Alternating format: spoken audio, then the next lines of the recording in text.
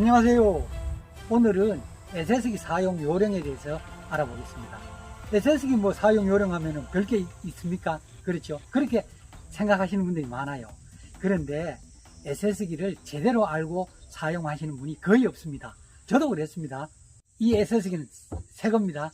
작년 봄에 보조를 받아 샀습니다. 500만원 보조를 받았죠. 그래서 이 에세스기는 보조를 받았기 때문에 5년 내 매매를 할 수가 없습니다. 저는 처음에 귀농해가지고 에세스기를 중고를 샀어요. 귀농하면은 돈 들어갈 곳이 엄청나게 많습니다.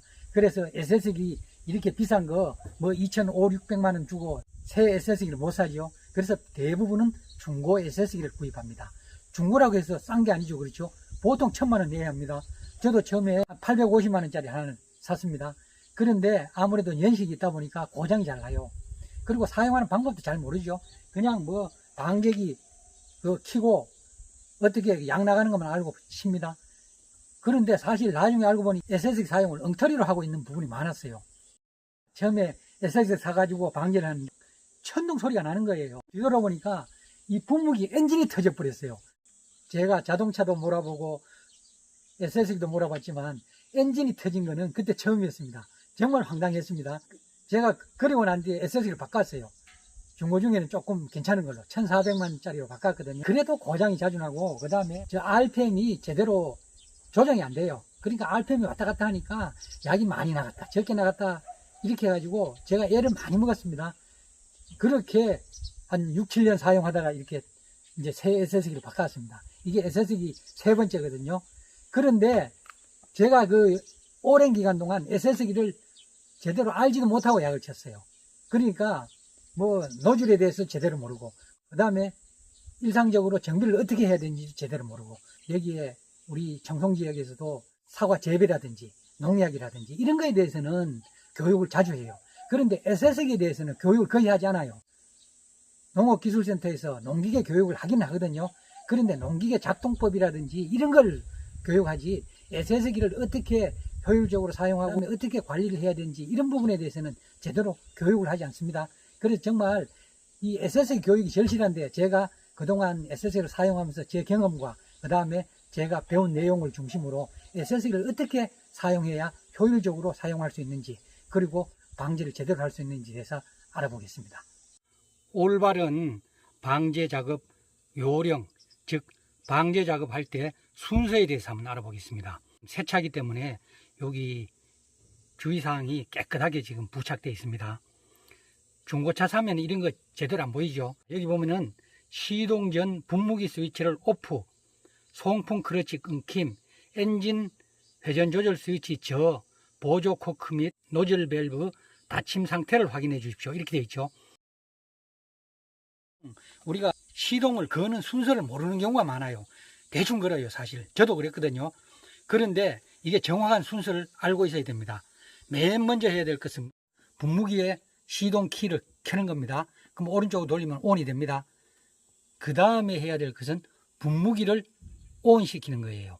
그 다음에 해야 될 게 지금 송풍 크러치가 당겨져 있어서 끊겨 있는데 놓아주면은 연결이 됩니다. 마지막으로 해야 될 게 엔진 회전 스위치를 서서히 올려가지고 RPM을 맞추는 거예요. 그러면은 저 같은 경우에는 RPM을 요새는 2000까지 올립니다. 저는 처음에 이 순서를 몰라가 어떻게 했냐면은 시동 키를 켜고요, 분무기를 ON 합니다. 그리고 그 다음에 엔진 회전 스위치를 올렸어요. 그리고 마지막에 송풍 크러치를 연결해 줬거든요. 그런데 이 순서가 잘못된 거죠. 송풍 크러치를 먼저 연결해 주고 마지막에 엔진 회전 조절 스위치를 조절해 가지고 RPM을 맞춰줘야 됩니다.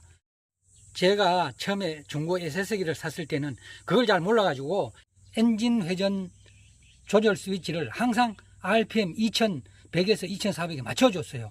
그러면은 여기 분무기 시동을 켜면은 바로 압이 올라가게 되어 있거든요.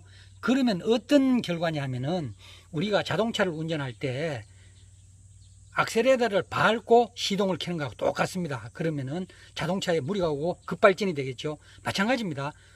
이 분무기는 급발진은 하지 않겠지만도 분무기 자체에 굉장히 무리가 옵니다. 저는 그것도 모르고 계속 RPM을 고정시켜 놓고 분무기를 시동을 했습니다. 그럼 한번 시동을 켜 보겠습니다. 키를 넣으면 시동이 걸리죠. 그러고 나서 이렇게 분무기를 온 하는 겁니다. 이렇게 온 했죠. 그러고 나서 송풍 클러치를 이렇게 놓아주면 연결이 되죠. 마지막으로 엔진 회전 스위치를 이렇게 올려주는 겁니다. 서서히. 이렇게 하면은 지금 2000이 됐어요. 이렇게 보면 2000이 됐죠. 예, 저는 2000에 놓고 칩니다. 분무기를 작동을 정지할 때는 어떻게 해야 되냐 하면은 반대로 하면 돼요. 그 다음에 여기 보면은 올바른 사륜 조향 사용 방법이 있어요. 계기판의 중립등이 점등되었을 때 1륜으로 스위치를 조작합니다.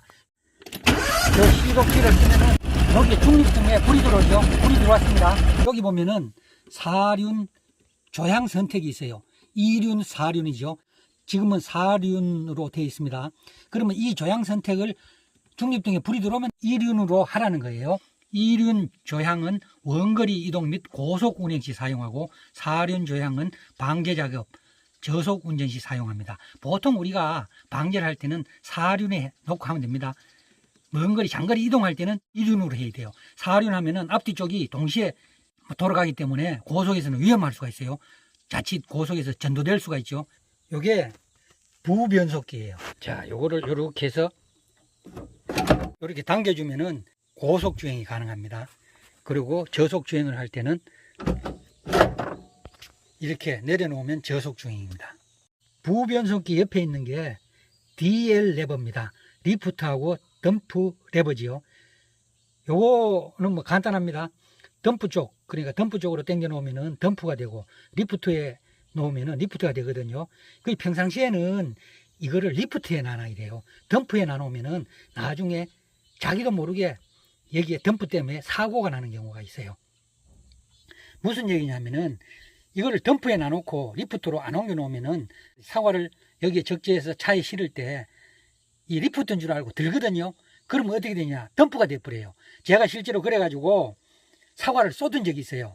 그러면은 손해가 아주 크겠죠. 그래서 이거 아주 조심해야 됩니다. 아무것도 아닌 것 같아도. 이게 압력계입니다. 사실 저는 이 압력계를 그렇게 잘 보지 않았어요. 이 뭐 중고 SS기는 이 압력계가 잘 맞지도 않고요. 그런데 이게 굉장히 중요합니다. 이 압력계는 자동차로 치면 속도계나 같은 겁니다. 그래서 우리가 자동차를 운전하면은 속도계를 늘 보듯이 압력계를 봐줘야 돼요. 자, 압력계의 압력은 얼마가 적당하냐 하면은 여기에 SS기에 여기 표시가 되어 있어요. SS기마다 조금씩 다를 수가 있습니다. 제 SS기는 한성 SS기인데 적정 펌프 압력이라고 되어 있어요. MPA로는 1.5에서 2.5, 그 다음에 일반적으로는 그 밑에 보면 15에서 25가 되어 있다고 되어 있거든요. 그러면은 여기에 지금 정지되어 있을 때 압력이 0으로 되어 있어요. 그 밑에 0으로 지금 보이죠? 시동을 켜면 얼마가 되느냐면은 35에서 40 정도가 돼요. 그리고 여기 밸브를 다 열면은 20 정도가 됩니다. 20 정도가 적정 압력이에요. 그 밑에 보면은 MPA로 2, 4, 6, 8, 12 표시되어 있습니다.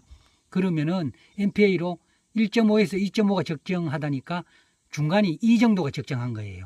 이게 압력 조절 레귤레이터입니다. 압력을 조절하는 장치예요. 왼쪽으로 돌리면은 풀려지거든요. 그럼 압력이 내려갑니다. 그럼 오른쪽으로 이렇게 돌려가 잠그면은 압력이 올라갑니다. 그래서 압력 조절은 요 압력 조절 레귤레이터로 하시면 됩니다.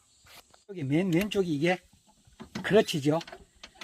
이 클러치가 아무것도 아닌 것 같은데 제가 이 새 차를 사가지고 한 번씩 시동이 잘 안 걸려요. 그래서 제가 이 대리점에 연락해가지고 어떻게 새 차가 시동이 잘 안 걸리느냐 이렇게 얘기를 했어요.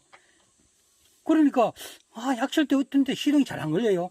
그래서 제가 참 희한하다. 새 차가 왜 시동이 안 걸리지 했는데 나중에 대리점 사장님 하시는 말씀이 클러치를 완전히 끊어보세요 하더라고요. 그럼 자동차도 우리가 시동 걸 때 오토매틱이 아니고 화물차 같은 스틱 자동차는 클러치를 완전히 끊어야 이게 시동이 걸리죠. 똑같은 원리입니다. 이 클러치를 중간쯤 끊으면요 이게 시동이 안 걸려요. 그래서 클러치를 완전히 끊어줘야 돼요. 제가 이 클러치를 완전히 안 끊고 시동을 걸 때가 있었나 봐요. 그래서 시동이 안 걸린다고 제가 대리점에 기계 결함이라고 그렇게 한 적이 있었습니다.